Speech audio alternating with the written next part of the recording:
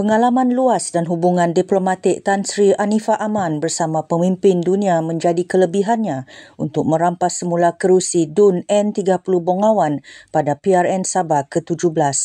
Walaupun tidak lagi memegang jawatan Menteri Luar, Anifah masih mengekalkan jaringan hubungan rapat dengan pemimpin berpengaruh dari Amerika Syarikat, Arab Saudi, Qatar dan Oman. Bekas ahli Parlimen Kimanis 3 Penggal itu berkata kelebihan hubungan antarabangsa itu akan digunakan untuk membangunkan kawasan serta membantu rakyat di Bongawan. Antara usahanya, beliau berjaya mendapatkan kuota haji khas setiap tahun melalui hubungan dengan Kerajaan Arab Saudi. Menurut Anifah, beliau dapat menghantar sekitar 9 hingga 10 jemaah setiap tahun, malah ada kalanya lebih. Katanya bantuan ini amat bermakna kerana ada penduduk yang terpaksa menunggu sehingga tahun 2061 untuk mengerjakan haji.